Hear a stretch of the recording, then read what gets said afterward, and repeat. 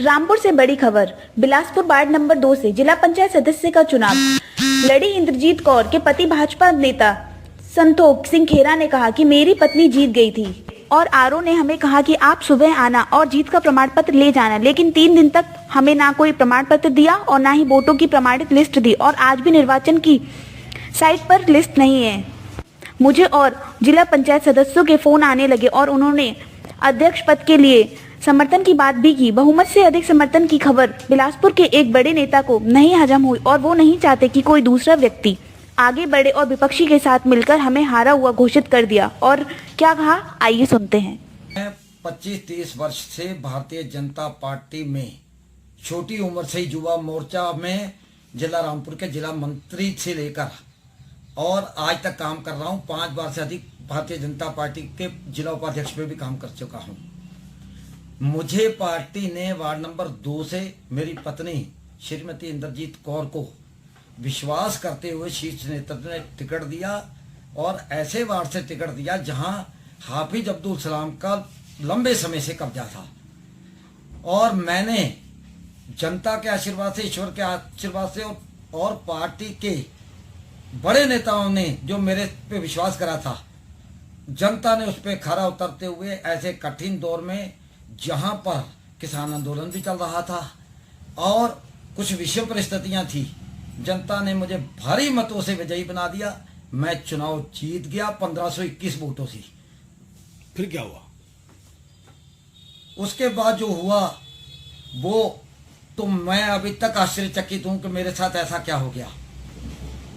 Party को इतना बड़ा तोहफा देने के बाद, चुनाव जीतने के बाद मेरा नाम जुबा पर आ गया। उसके बाद रात रात में ऐसा खेल हुआ और आरओ द्वारा मेरे साथ धोखाधड़ी कर कुछ ऐसे लोगों के कहने पे, जो अभी नाम मैं नहीं खोलना चाहूंगा, वक्त आने पे नाम खोलूंगा, बड़े नेता जो पहले मेरे साथ थे, अंतिम क्षणों में सब लोगों ने मेरा साथ छोड़ दिया और एक हारे हुए प्रत्याशी को सर्टिफिकेट दे दिया। मैं जीता हुआ था और उसका सीधा कारण ये था कि बड़े नेताओं को ये लग रहा था कि ये शुरू से लेकर आज तक भाजपा में ईमानदारी से काम कर रहा है, इसकी ईमानदार छवि है। कहीं इनकी पत्नी श्रीमती इंद्रजीत कौर को भारतीय जनता पार्टी जिला पंचायत अध्यक्ष की दावेदार ना बना दे, इसलिए मेरे साथ साफ साफ खेल हुआ। आपको हराने में किसका रोल मुख्य मानते हैं, अधिकारियों का या नेताओं का? देखिए, हमारी सरकार है और कहीं ना कहीं सरकार में इसके पीछे कोई बड़े लोगों ने खेल खेला है और जिन लोगों ने खेल खेला है मुझे पूरी तरीके से उन चीजों का पता है।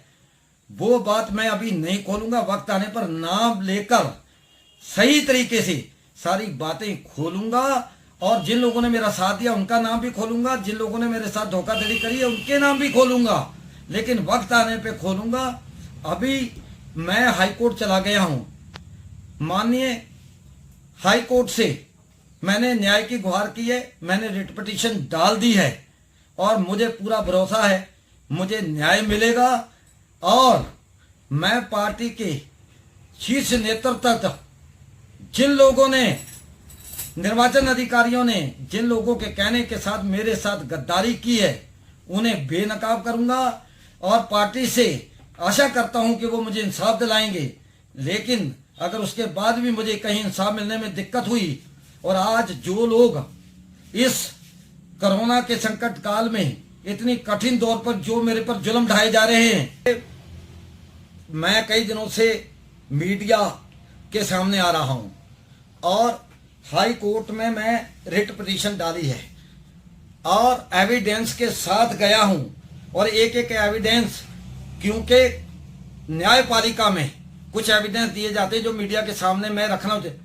आरओ सारा रिकॉर्ड लेकर घर चला गया और उसके बाद उसने इतनी भारी उसमें छेड़छाड़ की, कटिंग कर करके मेरे 1521 वोटों को घटा बटाकर हारे हुए प्रत्याशी को सर्टिफिकेट दिया।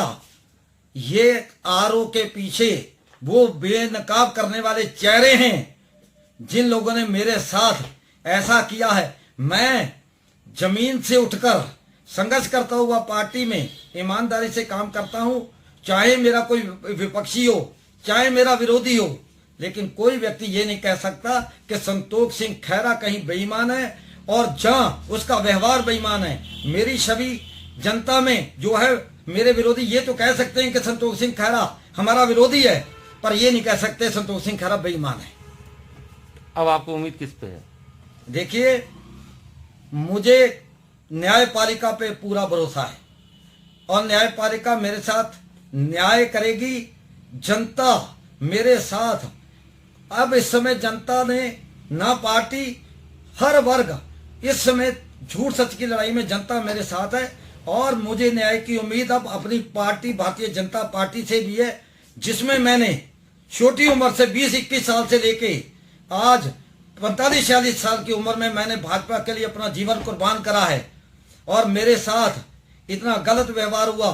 2017 में मैंने विधानसभा बिलासपुर से टिकट मांगा था, लेकिन उसके टिकट मुझे ना मिलके माननीय सरदार बलदेव सिंह औलख जी को टिकट मिला था। मैंने पूरी ईमानदारी से चुनाव लड़ा और उन्होंने मुझे अपना चीफ एजेंट भी बनाया और चीफ एजेंट ऐसे व्यक्ति को बनाया जाता है जिस पे पूर्ण विश्वास होता है। मैं ईमानदारी के साथ आज तक पार्टी के लिए काम कर रहा हूं।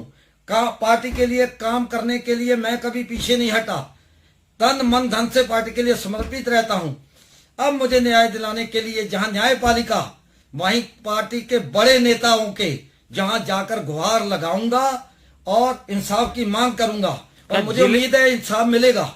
और यदि इंसाफ नहीं मिला तो मैं अपने समर्थकों, क्योंकि इस समय कोविड-19 चल रहा है और मैं रिट पिटीशन में जा चुका हूं, इसमें कुछ समय लगेगा। मैं मीडिया के सामने विद सबूत नाम लूंगा और अगर न्याय नहीं मिला तो अपने सब समर्थकों के साथ मिलकर आगे के लिए जो फैसला सच का होगा, जनता के साथ, जनता ने मुझे यहां तक पहुंचाया, वार्ड संख्या 2 की जनता ने मुझे जिताया, जो लोग सब मुझे साथ देंगे और राय देंगे, उसके बाद मैं किसी भी निर्णय लेने में हिचकूंगा नहीं। भाजपा के छोटे से बड़े नेताओं तक, बड़े नाम वाले नेताओं से गुहार लगाई, उसमें कुछ ने मेरी मदद करी और कुछ ने मुझे अंतिम समय पे मेरा साथ छोड़ दिया। पर आज मैं नाम लेना उचित नहीं समझता। जिस प्रकार रिजल्ट आने के बाद मैं रिट पिटीशन दायर करने के बाद सबूतों के साथ आया था, मैं आपके बीच में आपसे वादा करता हूं, मैं नाम लेकर आऊंगा, सबूत लेकर आऊंगा और एक एक नाम को बेनकाब करूंगा। पर मुझे विश्वास है कि मेरी भारतीय जनता पार्टी खुद ही समीक्षा बैठक बुलाकर नाम उजागर कर देगी। हो सकता मुझे नाम अपने मुंह से ना कहना पड़े।